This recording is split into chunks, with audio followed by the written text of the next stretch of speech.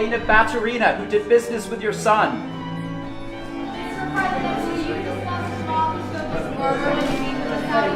And I've said many times, tackling inflation is my number one priority.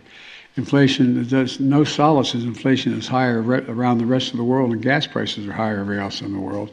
Doesn't matter. And also, I did look globally though. He says that inflation is worse everywhere but here. That's not true.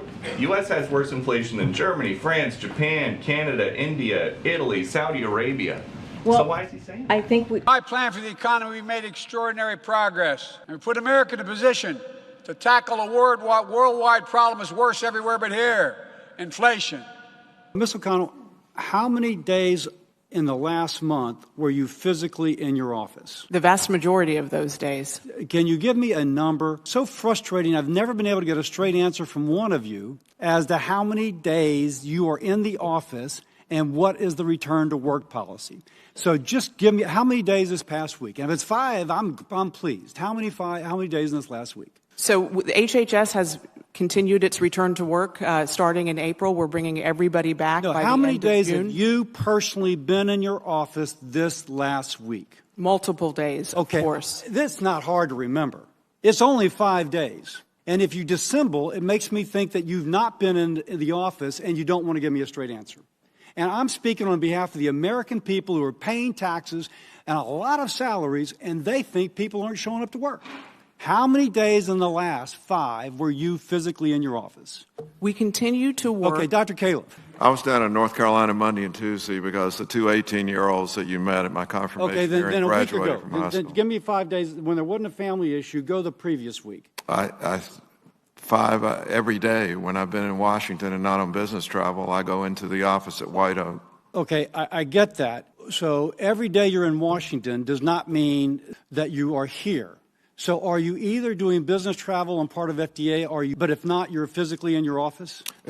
Yes, except for family events like Dr. Walensky, how many days in the last 5 were you physically in your office? So I'm not in my office today, but I feel like I'm working on No, not feel like. I believe I'm working on site. So I have been I've been traveling. So I've been in my office 2, and I've been traveling for 2. One of them I was, in fact, in your one. So in the last month, do you typically work out of Washington or do you work out of your home in the Northeast? We're an agency at CDC. Boy, it's really hard to get a straight answer. On the job work. We're going to have to end our coverage of this January 6th hearing on the NBC network. My colleagues and I will continue our coverage on the hearings on our streaming platform, NBC News Now. For everyone else, U.S. Open golf begins momentarily. I'm Lester Holt for NBC News in New York. Good day.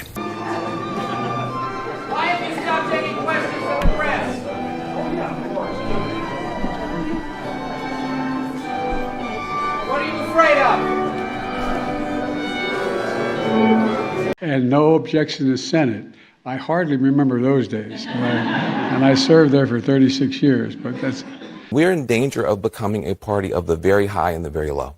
If you pull out the working class, you've got people who are very well educated and very well off. Those people talk funny. Latinx, I've never met a Latinx. I've never met a BIPOC. I've never met, all this weird stuff that these highly educated people say. Is bizarre. Nobody talks that way at the barbershop, the nail salon, the grocery store, the community center. But that's how we talk now. So that's weird.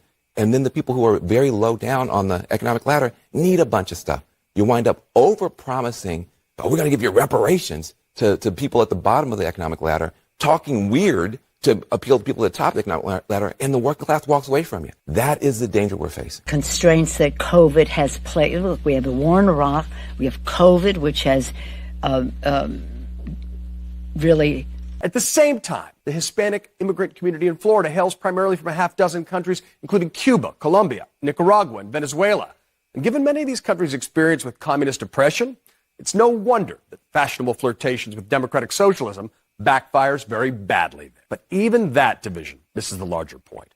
Hispanics are the largest minority group nationwide. And get this, according to Gallup, 52% of Hispanics initially identified as independent voters in 2021. That's 10 points higher than the population overall. So you can see why Democrats' default to identity politics doesn't really work. Here's more evidence. Polling shows that 1 in 4 Hispanic voters have even heard of the politically correct term Latinx, and only 3% use it to describe themselves. are several culprits. There's Biden and what he's done, and it's not irrelevant, but it's not. And what is that? Well, that is all the spending, basically. Yeah, the American Rescue Plan, the relief the $1,400 tax, the $2 trillion that you and I have talked about a lot. That's on the sidelines. Half of that's government money that we gave people to spend, and now they're trying to spend it, so you get inflation. Yeah. And as we talked about the other day, left to its own devices, the administration would have proposed another $4 trillion of programs with taxes, but nonetheless, they still would have had. But that's one issue. Yeah, we got South Carolina primary today. Oh, you voted. Did you vote in South Carolina early? Well, South Carolina is,